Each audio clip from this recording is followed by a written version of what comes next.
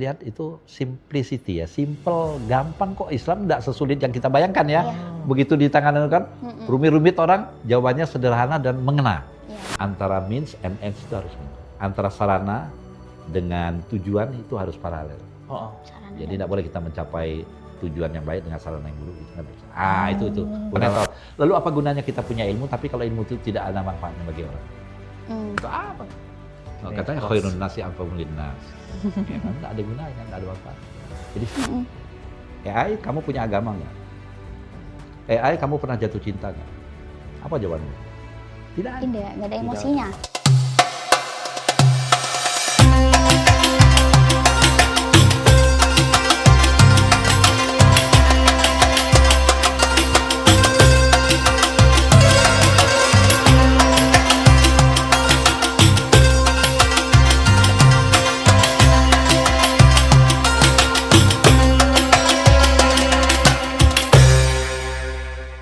Wabarakatuh. Hai sobatmu semuanya, selamat datang di ruang obrolan Ramadan yang khusus menelusuri jejak ulama tarjih. Podcast ini menjadi jembatan naratif kisah hidup, pemikiran, dan keteladanan tokoh-tokoh tarjih dikemas secara santai dan kekinian tanpa kehilangan kedalaman keilmuan. Bersama saya Dewi Umaroh dan rekan saya Ilham Ibrahim. Ya, Us Ilham. Dari sekian banyak tokoh, kita kedatangan tokoh yang tidak kalah luar biasa dari Majelis Tarjih. Pernah berada sebagai anggota Majelis Tarjih, dulu namanya Majelis Tarjih dan Pengembangan Pemikiran Islam pada tahun 95 sampai 2000. Kemudian dilanjut periode 2000 sampai 2005 dan terakhir di 2005 sampai 2010. Berarti selama 3 periode di Majelis Tarjih. Beliau adalah Al-Ustadz Dr. Rizal Mustansyir M.Hum. Assalamualaikum Ustadz. Assalamualaikum warahmatullahi wabarakatuh. Bagaimana Ustadz kabarnya? Alhamdulillah sehat sampai sekarang, berkat doa kalian. Alhamdulillah. Akhir-akhir ini apa kesibukan dan aktivitasnya Ustadz? Masih mengajar di UGM walaupun sudah pensiun ya. Iya. Masih mengajar di PUTM Tarjih juga, Luanu, Tundan, Kaliurang. Dan ya jalan-jalan. Jalan-jalan itu yang penting ya. Di UGM di Fakultas apa Ustadz? Di filsafat. Di Ya. filsafat, dosen filsafat UGM, Ya. dosen PUTM juga. Ya, Masya Allah. betul. Di PUTM ngajar apa, Set? Filsafat ilmu dan pengantar filsafat. Sejak tahun berapa itu? Waduh, sampai lupa ya. Saking Tapi lamanya. yang paling diingat mungkin yang tadi Mas Ayub ya. Ya, Ayub, Koim ya. Berarti itu sekitar tahun Tahun berapa itu? 2009, 2010. Iya, Sudah. kayaknya begitu deh. Ya. Filsafat juga ngajarnya tidak jauh-jauh dari itu. Iya. Iya. Memang filsuf itu seperti inilah. Betul, kelihatan ya. Ya, ketika di Majelis Tarjih dulu pertama kali bergabung itu saat ketuanya adalah Prof. Amin Abdullah Ustadz ya. Betul. Nah, itu tahun 95. Mungkin bisa disampaikan bagaimana nih sejarahnya bisa bergabung di Majelis Iya, Tarjih atau mungkin dari sejarah keluarga Iya. sebagai Muhammadiyah kultural atau bagaimana? Iya, Masya Allah. Saya itu Muhammadiyah dadakan kok ya. Muhammadiyah dadakan. Dadakan sejak ngajar di PUTM. Oh enggak sebelumnya. Jadi saya itu dulu S2-nya kan seangkatan dengan Bapak Fahmi Muqaddas. Ya. Oh iya. Jadi kami akrab dan Bapak Fahmi Muqaddas selalu mengatakan, ayo aktif dengan organisasi kan. Wah, kades Karena jati kalau itu. di organisasi itu kita lebih dinamis gitu. Heeh. Ya saya coba ya, saya nggak biasa berorganisasi terus terang. Tapi begitu ketemu Muhammadiyah itu kok kayak chemistry ya. Oh, ketemu. Ketemu ya, kayak tutup botol ketemu botolnya itu Fotonya pas. cocok langsung. Tiba-tiba saya diajak ke Aceh. Untuk? Waktu itu muktamar toh? Oh, Muktamar Tarjih. Muktamar Muhammadiyah itu. Muktamar Muhammadiyah. Ada juga Munasarjih waktu itu di sana kan, tapi Muktamar Muhammadiyah itu waktu itu memilih ketua yang terpilih Pak Amir Rais itu. Iya, tahun 95. 95 persis. Berarti pas saat itu belum resmi jadi anggota? Kayaknya belum, karena masih proses pembentukan tuh. Proses pembentukan waktu itu Pak Amin Abdullah kan baru late star ya, baru bersinar. Baru Bersinar. Dan ada tambahan tadi tuh yang seperti dikatakan Majelis Tarjih dan Pengembangan Pemikiran Islam. Saya kalau Majelis Tarjihnya mengkeret saya, Ya. ngeri saya. Karena? Wah ulama ya, saya kan baru kan. Baru, bukan ulama, kan. baru. Kan OE kan, U kan. Jadi, tapi begitu ada pengembangan pemikiran Islam menarik juga. Ada apa? Kita mau bikin jurnal Pak Rizal. Nah, itu dia yang menantang itu. Di situ mulainya itu. Di situ. Dan beberapa acara Munas Tarjih di beberapa tempat saya lupa itu, kita lah yang think tanknya bikin proposal. Iya. Bikin Pas proposal. pertama melihat muktamar yang di Aceh, bagaimana? Waduh, saya melihat ternyata Muhammadiyah itu lebih besar daripada yang saya kira ya. Wah. Saya bayangkan Muhammadiyah itu cuma sholat tanpa kunut. Saya bayangkan cuma itu. Ternyata, wow, luar biasa sekali. Dan sambutan orang Aceh, luar biasa. Waktu itulah saya melihat tokoh-tokoh Muhammadiyah yang bersinar itu. Termasuk Pak Amin Abdullah, Mas Hamim Hilyas, dan lain sebagainya. Amin Rais, ya. Dengan penuh kesederhanaan. Saya lihat yang membuat saya terkesan itu kesederhanaan. Oh iya. Gimana orang seperti sekaliber Pak Amin Rais itu mengalah, naik bis dan lain sebagainya, apa segala macam. Orang Muhammadiyah ini saya dengar kaya ya, tapi kok Tokoh-tokohnya bersahaja ya. Itu yang bikin saya jatuh cinta. Karena saya memang bukan orang kaya, jadi orang miskin. Jadi jatuh cinta dengan orang miskin wajar. Mohon maaf. Tapi Ustadz, dari sisi pemikirannya, apa yang bikin nyambung, wah ini tuh sesuai dengan selera apa yang saya pikirkan begitu? Iya, terus terang waktu itu saya tinggalnya di Kerapia. Di belakang pondok pesantren ya. Saya sering mengisi pengajian-pengajian Gemulu itu, Generasi Muda NU itu. Iya. Mereka nggak tahu saya siapa ya. Saya juga nggak tahu saya siapa waktu itu. Anonim. iya, belum tahu identitasnya. Nah, menarik itu. Tapi kan saya udah komunikasi dengan Pak Fahmi udah cukup lama ya, karena sama-sama kuliah itu kan. Tiba-tiba saya mendengar diajak ke sana, saya terkesan, saya mau dan lain sebagainya. Yaitu saya bersentuhan dengan orang-orang pintar seperti Pak Amin Rais, Pak Amin Abdullah, Pak Samsul Anwar, kemudian Fatur Rahman, Omar Fatur Rahman ya. Iya, Omar Fatur Rahman Falak. Wah, saya merasa saya belajar berenang. Belajar berenang? Belajar berenang, karena ini yang saya cari ya, karena saya sekuler kan. Saya sekuler, filsafat itu kan sekuler. Iya, betul. Ya, jadi saya merasa diislamkan. Waktu itu, bahasanya kan. waktu itu syahadat dulu nggak? Terus terang pendidikan saya bukan pendidikan agama. Saya itu dari SD SMP itu sekolah Katolik ya. Memang saya sekolahnya beruder. Tapi Muslim keluarganya ya? Alhamdulillah. Jadi makanya saya itu Muslim keluarga aja. Cuma nasab aja yang Islam kan. Tapi dari segi pendidikan, saya lebih banyak dididik di Katolik. Katolik dari SMP. Keluarga kami banyak kan. Karena dulu sekolah Katolik itu disiplin ya. Yang saya dapatkan itu. Maka saya kalau diajak rapat, ditarjih segala macam, saya selalu on time. Boleh tanya itu dengan yang lain. Wah, Saya itu memang luar biasa sekali. Ustadz, ketika jadi anggota Majelis Tarjih ya, apa yang Ustadz rasakan bahwa oh ternyata dinamika keagamaan di Muhammadiyah itu seperti ini? Nah, apa yang bikin kaget, momen kaget? nggak kaget juga sih, cuma ya surprise-nya begini ya. Pertama tadi kesederhanaannya, yang kedua saya kan memang dari dulu kan agak sedikit rasional ya, sebelum masuk filsafat ya, agak rasional. Jadi ya hal-hal yang berbau-bau tahayul segala macam tuh saya nggak suka memang. Oh. Iya. Lah ini dia. Ketemu ini cocok ini ya. Jadi mohon maaf ya, bukannya mengingkari kebudayaan lama, tapi artinya dalam beberapa hal saya nggak begitu cocok, nggak begitu yang berbau perdukunan ke apa segala macam. Jadi begitu ketemu rasionalitas yang ada, apalagi pengembangan pemikiran Islam itu membawa nuansa yang bagi saya ini cocok dengan wilayah saya. Iya. Itu yang membuat saya jatuh cinta. Apalagi kan di Muhammadiyah itu ada ini ya, apa namanya, memerangi TBC. Nah, itu yang saya maksudkan ya. Iya, betul. Itu yang saya maksudkan. Jadi memang menariknya di Muhammadiyah itu rasionalitas kita terjaga, diberikan peran untuk berkembang, tapi keimanan kita terjaga gitu. Jadi ada balance ya, ada keseimbangan antara rasio dan iman, dan itu kan agak sulit ya mencari yang macam gitu. Kadang-kadang kita begitu kita masuk ke keimanan kita menjadi taklid. Ya. Iya. Sudah babi buta lagi kan. Nah itu kan menjadi sulit kan. Tapi kalau ini saya melihat rasionalitas ada. Diberi peran. Nah itu yang membuat saya berarti terkesan. Yang membuat Ustadz Rizal Mustansir cocok dengan Muhammadiyah adalah keseimbangan antara rasionalisme dan iman. Dan itu dia poinnya. That's true. Itu dia. Biasa sekali. Ya, Ustadz, selama 3 periode berarti ya di Majelis Tarjih. Itu kan kalau 1 periode oke lah tidak terlalu banyak kontribusinya. Ini 3 periode. Apa saja yang mungkin telah disumbangkan oleh Ustadz Waduh, Rizal Mustansyir di saya sini? merasa nggak nyumbang apa-apa. Saya yang disumbang oleh Muhammadiyah ya. Gitu.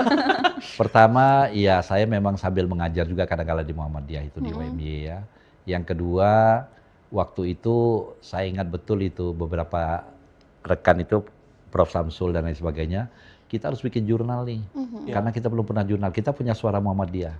Kita punya koran-koran yang lain. Tapi jurnal yang berisikan diskurs ya, wacana. Dan waktu itu kan gencar sekali Ghazwul Fikri ya. Ya. Perang pemikiran ya. Pemikiran. Lalu kita bikinlah itu. Saya ingat betul itu. Kami masih sederhana sekali laptopnya, bukan laptop, enggak punya ya. Belum enggak punya komputer. Komputer. Dan mohon maaf, kawan-kawan di UIN tuh usulkan bagaimana kalau di UGM aja. Kerjanya di filsafat. Oh, kita jadi bikin pembuatan jurnal Tarjih waktu itu di UGM. Wah. Di Baik filsafat sekali, kita. UGM. Harus baik, harus supaya baik. Islam kan. Supaya enggak sekuler kan. Nah, jadi kita buat di situ, saya, Pak Fahmi, Pak Samsul, Pak Hamim, terus sering ngumpul di filsafat tuh sore-sore itu setelah jam kerja lah. Kan enak kalau jam pagi kan saya nggak enak kan. Jam pagi saya masih dosen muda juga waktu itu kan. Masih semangat. Jadi muncullah jurnal Tarjih kita. Tema yang waktu itu sedang aktual itu adalah feminisme. Jadi ada Ustadz Abdurrahim almarhum yang mudah-mudahan Allah memberikan tempat yang terbaik buat beliau. Amin, ya Allah. Itu orang pintar semuanya itu, sederhana, dan Ustadz Ismail, kemudian Ustadz Marzuki dan lain sebagainya. Waktu itu memberikan peluang, kami bikinlah, kami yang muda-muda waktu itu yang bikinnya. Temanya feminisme, kami mengundang tokoh-tokoh. Waktu itu saya masih ingat satu nama yang sangat sedang berkibar, bicara itu Mansur Fakih. Wah, iya, almarhum. Mansur Fakih. Kalau ingat ya, itu tokoh feminisme walaupun laki-laki ya. Iya. Yang perempuannya Ratna Megawangi, Iya, iya. IPB kalau nggak salah. Nah mereka kita panggil. Nah hasil-hasil tulisan itu kita olah dan lain sebagainya, kemudian kita anukan, kita terbitkan. Wah waktu itu lumayan banget itu. Iya, betul. Nah yang menjadi pertanyaan waktu itu, kita kan nggak ngerti masih ya. Kira-kira menerbitkan jurnal yang menarik itu apanya ya? Pak Amir Rais waktu itu pernah kita datangi. Pak Amin, kira-kira kalau kita mau bikin jurnal yang menarik itu Pak, covernya. Bagusnya covernya warna apa? Merah. Karena dulu Pak Amin kan sangat mengidolakan Ali Syariati kalau nggak salah. Jadi mungkin ya, Islam merah. saya nggak tahu. Bukan soal itulah, bukan. Saya ingat waktu itu saya pernah nonton pameran buku di Senayan, yang juara pertama itu gambar 2 naga merah. Saya terus cocok ini. Cocok, nah, itu. Berarti Jadi jurnal coba lihat Tarjih covernya edisi Tarjih pertama. Merah itu. Merah ya. Feminisme. Cuma ada pertanyaan. Di kalangan masyarakat bawah, saya sering ngisi pengajian juga kan di sekitar klub ya, kawan-kawan Muhammadiyah itu. Mereka bertanya, Ustadz itu jurnal itu kok nggak ada fatwanya ya? Waduh, saya susah menjelaskannya. Kalau jurnal diminta untuk memberi fatwa udah lain ceritanya. Jurnal bukan Tarjih jurnal. tanpa Bukan fatwa. jurnal ya, tapi ya itulah kita maklum ya di kalangan. Jadi grassroots kita mungkin belum tentu bisa menerima, tapi di kalangan mahasiswa jurnal kita sudah cukup dicari pada waktu itu. Iya. Saya sangat terkesan dengan jurnal Tarjih itu karena itu kan sebenarnya bukan jurnal yang terakreditasi ya Ustaz. Kita nggak mikir waktu itu soal akreditasi. Kita mikir bagaimana ini terbit, Betul. muncul, dan memenuhi standar aja lah. Rahasianya kenapa bisa mengundang penulis-penulis dan pemikir hebat? Ustadz Quraisy Shihab ada, Iya. Usman Fakih ada, Mansur Fakih. Mansur Fakih ada, dan lain-lain itu Teorinya gini, strateginya bukan teori. Strateginya mereka kita undang seminar. Oh. Jadi mereka kita undang seminar dan kita minta bikin makalah. Oh. Kan dulu kan strateginya begitu. Iya, iya. Kalau orang pandai ini kan ya kalau ada yang suka bikin PPT, dulu nggak terkenal PPT. Umumnya pembicara dulu kalau datang itu selalu bikin makalah. artikel. Itu kita olah. Ya orang Megawangi, nama-nama terkenal waktu itu Mansur Fakih segala macam. Siapa lagi saya lupa ya. Beberapa di antaranya kita juga ada yang nulis ya. Nah, maka gayung bersambut di beberapa daerah, walaupun dipertanyakan tadi ya, kenapa nggak ada fatwanya segala macam ya. Nah, tapi wacana kita terus berkembang, walaupun di dalam internal kita ada perdebatan biasalah itu ya seperti Pak Ustadz Abdurrahim selalu mengingatkan itu, awas feminisme tapi jangan sampai melanggar Islam, syariat Islam. aturan main. Ada yang mengusulkan imam boleh perempuan segala macam, hati-hati. Oh iya, kita tahu ya. Waktu itu kan wacananya kan Iya, macam-macam betul, kan. betul. Iya. Di dalam jurnal itu warna-warni pemikiran tentang feminisme. Ada yang Iya. menolak, ada yang menerima. Iya, iya. Oh. Karena namanya jurnal, kita kan harus mengembangkan sikap netral Ya. sebagai redaksi. Pro dan kontra kita akomodir. Oh. Waktu itu sudah mulai muncul terminologi yang langka pada waktu itu, ekofeminism misalnya, yang kaitan dengan lingkungan segala macam kan. Saya kira beberapa pembicara itu memang mumpuni pada waktu bilang itu kita panggil. Jadi setiap kita mau bikin proposal, saya sering terlibat tuh bikin proposal ini, siapa kira-kira kita panggil, kita cari itu data. Namanya panggil, oh ini yang top lah pada masanya kan. Iya. Nah, sehingga kita punya vocab, punya cadangan artikel tuh. Iya. Sampai ke masalah pornografi, porno aksi, jurnal kedua tuh. Waktu itu kan lagi ribut masalah Inul Darat. Daratista. Kalau nggak salah ada tulisan Musda Mulia, ada nggak ya? Di jurnal? Saya lupa. Waktu itu pokoknya gini lah kira-kira. Sebenarnya yang dimaksudkan dengan porno aksi itu apa sih? Nah, itu. Iya. Wah, saya waktu itu diminta menulis itu. Saya termasuk menulis itu. Saya membuat perbedaan antara obscenity. Apa tuh? Apa ya?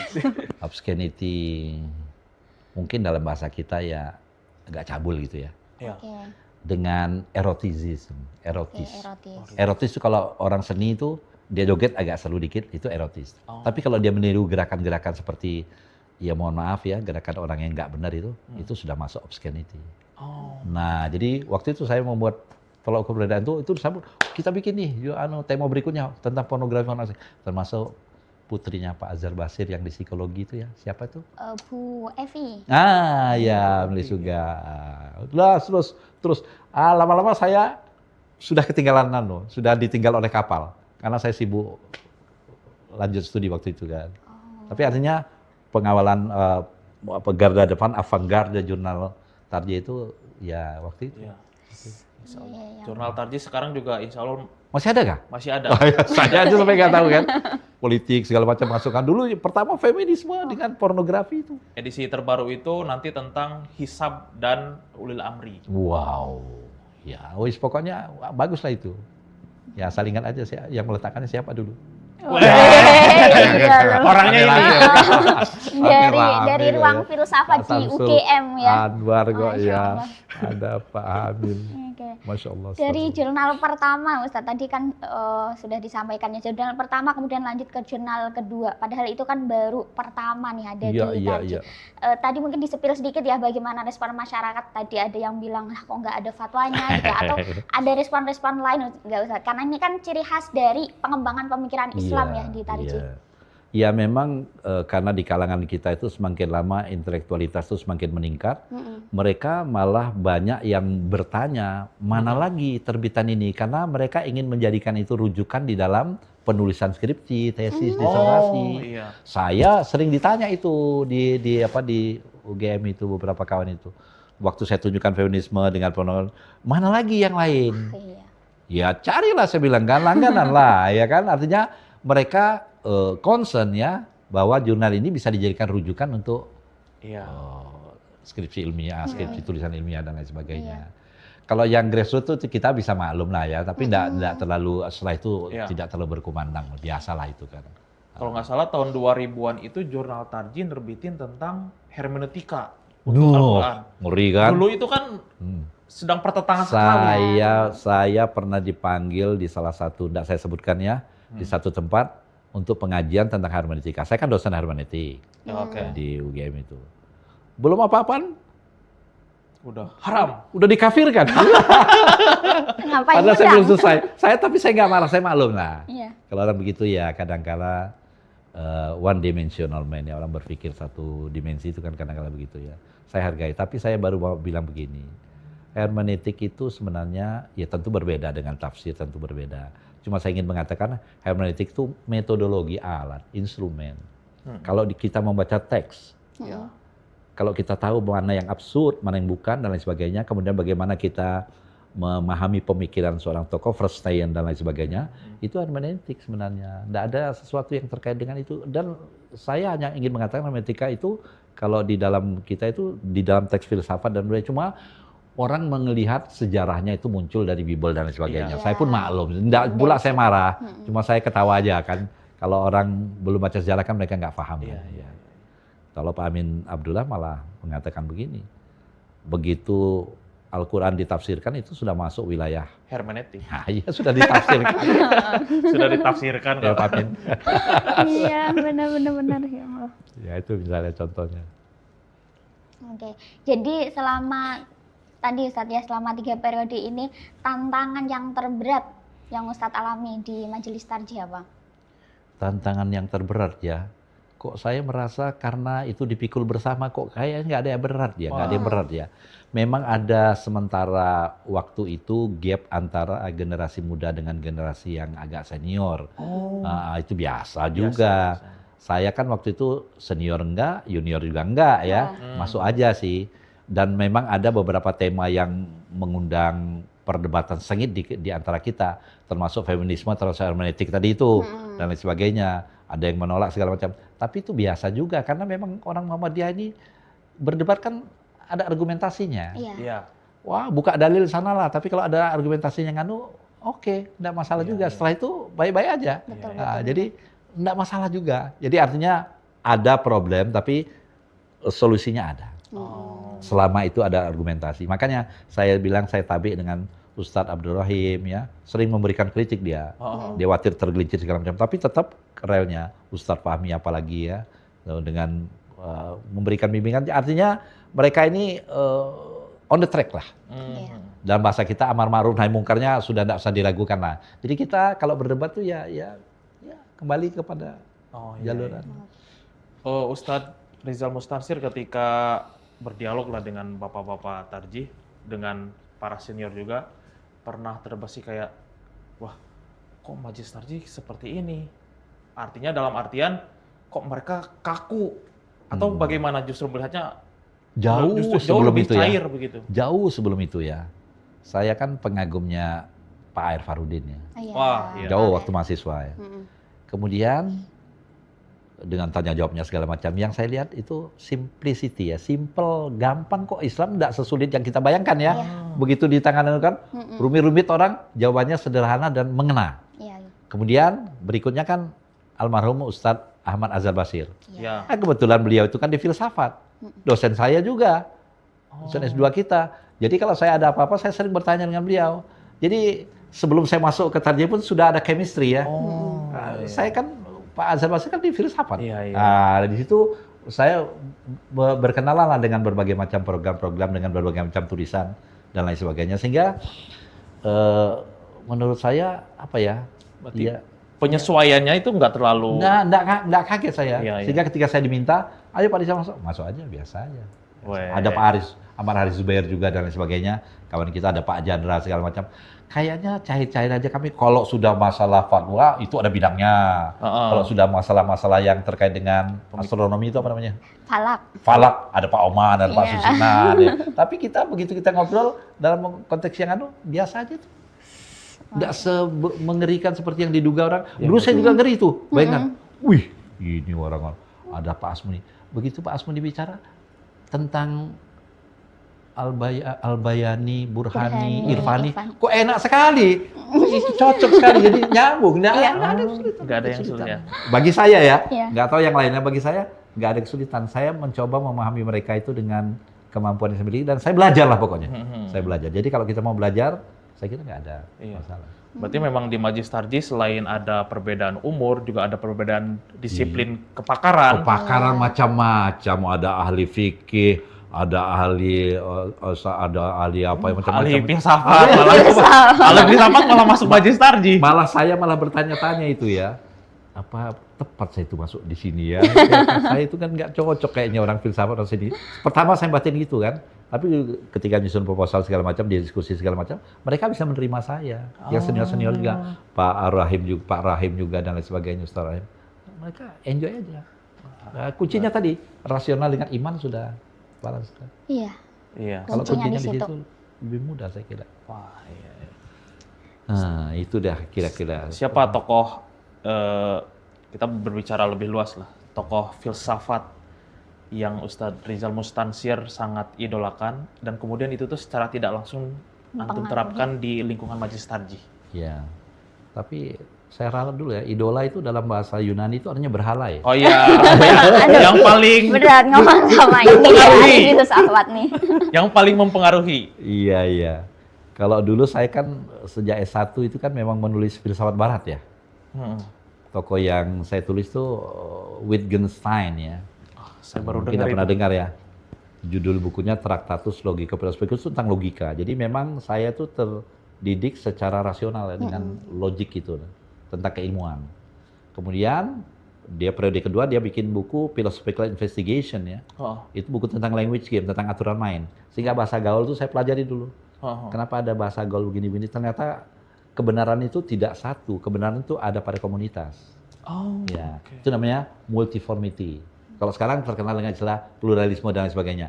Sehingga ketika muncul bukunya Pak Amin Abdullah tentang purification and dynamism, apa ya, itu Samsul Anwar, Purification and Dynamization Pak Amin yang pertama. Tarjih. Ya, bukan fatwa, bukunya Pak Amin Oh yang iya, pertama. iya. Nah, itu saya paham. Karena style of language-nya, style of thinking-nya ya nyambung dengan itu, pemikiran itu. Sehingga beberapa pemikiran-pemikiran Islam, saya terus terang tidak begitu mendalam pemikiran Islam, tapi kami punya sejarah pemikiran Islam ya. Tokoh-tokoh yang mungkin yang paling banyak saya kagumi itu di kalangan Islam itu ya, kalau tokoh yang terbaru Nidal Gusom ya. Nidal Gusom Saya ya. juga itu. Nidal Gusom, kemudian Fazlur Rahman dan lain sebagainya. Hermeneutik kan ada juga kan. Double Kemudian movement. Hasan Hanafi. Hasan Hanafi ya, Islam kiri malah. Iya. Yang bawa Itu yang dibawa Gus Dur kan, Hasan Hanafi sebenarnya. Nah, yang menariknya itu kan mereka punya terobosannya. Satu buku yang mungkin pernah baca nggak ya, Touch of Midas, Ziauddin Sardar itu menulis itu. Ya, itu tentang bagaimana Islam bisa menerima pemikiran-pemikiran Barat dengan corak yang khas, ya. Misalnya tentang lingkungan dan lain sebagainya. Atau yang sangat terkenal di dalam buku itu, yang sering kami kutip di dalam Tarjih itu, mungkin banyak yang lupa itu, kenapa peradaban Islam dulu bisa mengalami kemajuan dan sekarang kok enggak? Di situ ada salah satu tulisan dari di Ziauddin Sardar itu, tulisan dari Parvez Mansur. Itu ada beberapa kategori yang penting di situ. Salah satu di antaranya adalah respectiveness. Respectiveness itu bagaimana menghargai ilmuwan. Wah, Dulu coba perhatikan khalifah-khalifah yang terkenal. Pasti penasihatnya kan filosof tuh. Filsuf itu. Dokter atau astronom dan lain sebagainya kan. Maka ya itu yang membuat kita paham. Kemudian yang kedua, international market. Kalau kita punya kemampuan memproduksi sesuatu tapi tidak kita bisa publikasikan, tidak dikenal oleh masyarakat luas, nah itu yang mengilhami kami, menginspirasi kami membuat Tarjih, jurnal Tarjih itu. Ini Tarjih ini kalau tidak dikenal dengan tulisan-tulisan yang bagus, ini seperti kata Adam tempurung pula nanti. Betul. Itu dia. Betul. Nah, kemudian yang ketiga, yang paling penting juga adalah antara means and ends itu harus gitu. Antara sarana dengan tujuan itu harus paralel. Jadi tidak boleh kita mencapai tujuan yang baik dengan sarana yang buruk, itu kan tidak bisa. Itu beberapa kategori yang saya kira terinspirasi di Ziauddin Sardar dan Parvez Mansur. Itu kalau nggak salah Ali Ketani, penulisnya itu Ali Ketani, seorang penulis dari Pakistan. Bagus sekali. Kalau Ziauddin Sardar sekarang mengeluarin buku yang tentang post-normal times. Iya, saya pernah dengar post-normal time ya. Menarik juga itu, tapi saya tidak ikuti perkembangan berikutnya. Saya lagi senang dengan filsafat ilmu. Ternyata filosof seperti Nidal Gusom itu astrofisikawan dia ya. Betul. Dia bisa menulis hal-hal yang terkait dengan agama dan temuan sains yang kontroversial seperti evolusi, dan lain sebagainya. Termasuk mukjizat bulan terbelah dan lain sebagainya, ada di bahasan buku itu. Iya. Menarik sekali ya. Itu karena saya sering dialog dengan beberapa alumni dari Gontor ya. Jadi kalau di anak-anak alumni Gontor itu beberapa yang mau nulis S3 itu kadang-kadang datang ke masjid kampus. Kebetulan saya ketua Mas Kam 2 kali berturut-turut tuh. Nah, mereka sering datang, sering dialog. Jadi saya mendapat belajar dengan mereka juga. Itu ceritanya. Ini terkait yang nyambung-nyambungin ke Nidal Gusom ya, sama tadi kan bicara juga tentang Gontor. Ustadz Rizal Mustansir kan orang UGM dan juga mengagumi beberapa filsuf Islam. Ya. Lebih setuju islamisasi ilmu atau pengilmuan Islam? Nah itu seringkali jadi Oh, Ini Ismail Al-Faruqi nih. Ismail Al-Faruqi. agak berat memang. Iya, iya.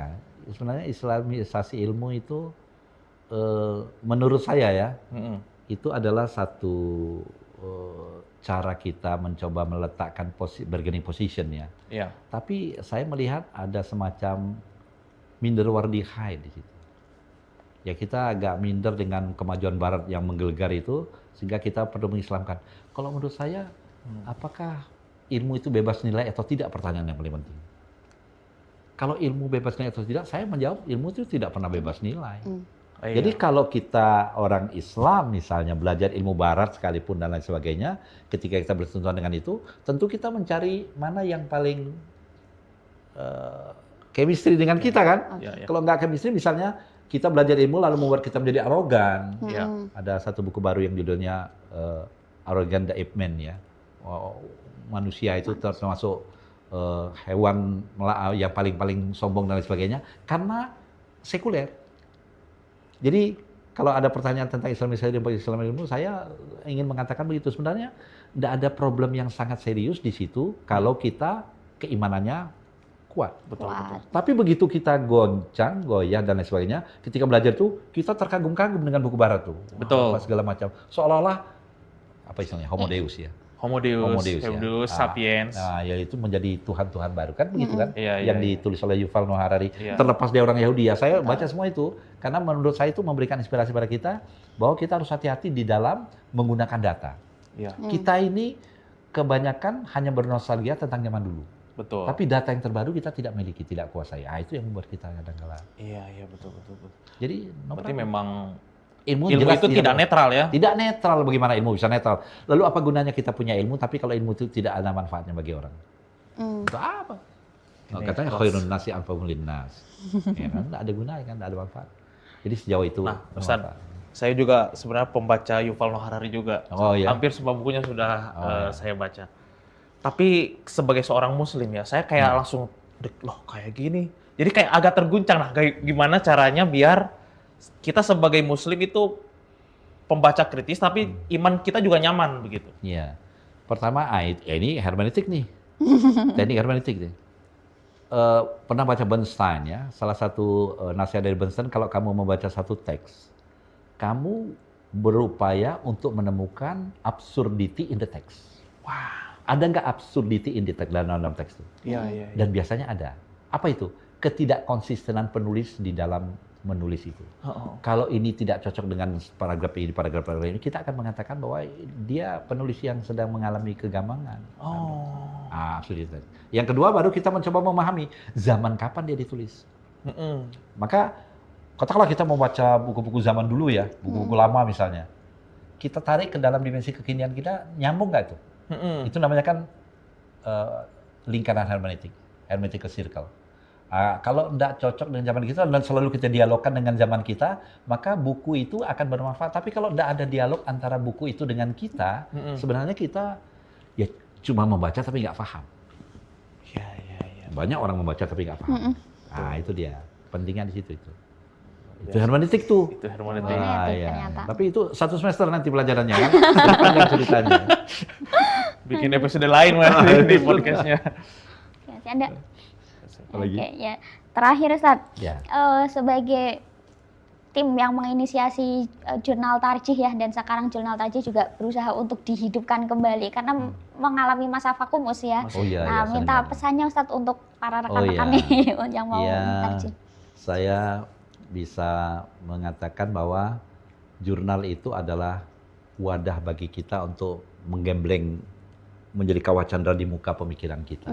Jadi kalau sampai kita sudah pernah punya jurnal, kemudian jurnal itu mati, itu menunjukkan bahwa ada vakum dalam dunia intelektualitas. Iya. Maka perlu sekali dihidupkan tentu dengan melihat problem-problem yang aktual. Iya. Sekarang problem kekinian kita yang kita hadapkan pada generasi Z misalnya dan lain sebagainya adalah rendahnya minat membaca. Iya. Satu ya. Ini harus dihidupkan lagi. Betul. Maka buatlah jurnal yang juga menarik. Ya. Yang kedua, sedikit-sedikit AI. Lama-lama yang cerdas AI, orangnya enggak. Ya, boleh kita menggunakan AI, boleh, tapi itu hanya sebagai plot design. Tapi pengembangannya kita harus lebih banyak baca. Yang ketiga, jangan lagi membedakan kubu barat, timur dan lain sebagainya. Dunia ini sudah global. Oh, Ya. oke. Jadi kita harus masuk meresapi seluruh dimensi kehidupan ini dan kita harus ada di mana-mana. Iya. Jangan cuma ada di tempat kita saja. Saya International market itu tadi ya. kira itu dia, sampai 3 poin. Terakhir sekali lagi ya, sebagai seorang ahli filsafat pasti berpikir ya yang menjadi dominan. Nah sekarang dengan keberadaan AI tadi sudah disinggung sedikit Ustadz, bagaimana nih kita memang sebagai seorang yang memang di masa AI ini ya, tidak mungkin kita tuh kayak dikit-dikit memang balik ke AI gitu, karena juga mungkin sekali kita masuk ke sana tuh seperti kecanduan usia. Iya, saya juga. Sering juga pakai AI. Oh iya biasa. Cuma coba kamu tanya AI. AI, kamu punya agama nggak? AI, kamu pernah jatuh cinta nggak? Apa jawaban mereka? Tidak ada. Nggak ada emosinya. Karena mereka cuma Mesin. simbol-simbol yang dimasukkan. Nggak ada perasaan. Jadi kalau kita masuk ke dalam dimensi itu, kita hanya menggunakan akal semata, tidak menggunakan perasaan, kemanusiaan kita hilang. Itu proses dehumanisasi yang bahaya. Jadi oke, gunakan informasi dan lain penting, tapi tidak semua informasi juga mereka bisa berikan. Kadang-kadang informasi ada yang ngawur juga. Jadi kita harus kritis, kemudian mengembangkan tidak hanya unsur kognitif, tapi juga unsur afektif dan psikomotorik kita, supaya kita tidak tergelincir dalam penggunaan yang keliru. Saya kira Iya, betul-betul. Ustaz, di luar kepakaran antum di bidang filsafat, kemudian di luar bidang akademik lainnya, hobi seorang Ustadz Rizal Mustansir itu sebenarnya apa selain membaca dan menulis? Hobi apa ya? Olahraga, tenis meja saya hobi, membaca, menonton saya hobi, apapun saya hobi ya. Masuk traveling tadi. Itu saya sebenarnya saya saya itu hobinya keluyuran. Keluyuran. Bahasa kerennya traveling ya. Ke Malang, ke Samarkand kemarin, ke Uzbek, ke Turki dan lain sebagainya. Saya suka tempat-tempat bersejarah tuh. Ya, karena tempat bersejarah itu bukannya membuat kita menjadi cuma sekedar bernostalgia, tapi kita bisa melihat bahwa kenapa orang dulu peradabannya bisa seperti itu, kenapa peradaban sekarang kok bisa seperti ini. Berarti kan ada proses pembelajaran tuh. Nah, jadi sejarah itu seharusnya kita jadikan proses pembelajaran bukan bernostalgia, tapi untuk memicu kita untuk bergerak pada masa yang akan datang. Tempat paling menarik Ustadz yang pernah dikunjungi yang memang sejarahnya memorable banget. Hierapolis ya, di Turki itu. Di Turki. Iya, itu ada satu tempat saya lupa, Kapadocia ya. Tempat pemandian Cleopatra itu. Katanya Cleopatra pernah mandi di situ. Saya nggak mau membayangkannya. Ya. Tapi di situ ada balon yang terbang tuh, balon udara. Dan itu tempatnya memang bagus sekali. Ada air hangat, kayaknya ada salju, padahal itu kayak gunung kapur atau garam dan lain sebagainya, dan danau garam di sana. Dan kemudian Samarkand, kota tua yang saya kira indah ya. Bukhara itu luar biasa juga rupanya ya. Rupanya ada kota tua di Bukhara itu ya, yang bangunan kenisah dan lain sebagainya. Tapi sekarang jadi pabrik karpet. Aduh. Saya terperanjat. Jadi ada 3 agama, ada 4 agama, 5 agama bersentuhan sekaligus di situ. Tapi sekarang jadi daerah wisata yang kurang terawat lah. Ya maksud saya ya kalau terawat ya lebih terawat daripada di tempat kita ya. Tapi artinya ada sesuatu yang kita mau mengatakan bahwa peradaban itu ternyata bergerak. Mobile. Jadi kalau kita jalan di tempat berarti kita tidak berada dalam konteks peradaban. Iya, betul. Berarti ada sesuatu. Ibnu Khaldun juga bilang begitu. Oke, baik. Jawab cepat Ustadz ya. Ya? Jawab Ya cepat. Allah. Ada sedikit nih pertanyaan. Yang pertama, filsafat ilmu atau filsafat analitik? Filsafat analitik saya. Plato atau Aristoteles? Aristotelian. Tafsir atau hermeneutika? Iya, karena saya filsafat ya hermeneutika. Belajar atau mengajar? Kalau saya suka belajar ya sebenarnya. Ya. Perpustakaan atau toko buku? Saya sekarang dua-duanya enggak begitu ini karena sudah ada PDF, ada digital ya. Ada digital. Oke, kalau 2 itu Ustaz, seandainya adanya perpustakaan atau toko buku? Saya kok suka toko buku ya. Toko buku. Gimana Dik? Suka beli. Kualitatif atau kuantitatif? Ya, saya orang kualitatif. Kualitatif. Politik atau komedi? Aduh, politik itu komedi ya soalnya. Ya, jadi saya milih komedi aja deh. Yang komedi malah berpolitik. Mensreya. Mensreya. Saya lihat selesai kok. Baca koran atau majalah? Saya nggak pernah lagi baca koran. Ya, majalah lah. Majalah. Kopi atau teh? Kopi saya. Kopi pahit. Oke. Gudeg atau sate kelatak? Oh ya, sate kelata. Sate kelatak. Oke. Nggak menantang gitu. Iya. Oke. Menarik sekali percakapan kita dengan Ustadz Rizal Mustansyir. Terima kasih Ustadz Iya, sekali lagi sama-sama, sudah Dewi. Malam. hadir di sini dan Iya. bagi pemirsa podcast sudah cukup dan yang dapat kami sampaikan dari saya Dewi Umaroh dan rekan saya. Saya Ilham Ibrahim. Ya. Pamit undur diri sampai bertemu di podcast selanjutnya. Wassalamualaikum warahmatullahi wabarakatuh. Waalaikumsalam warahmatullahi wabarakatuh.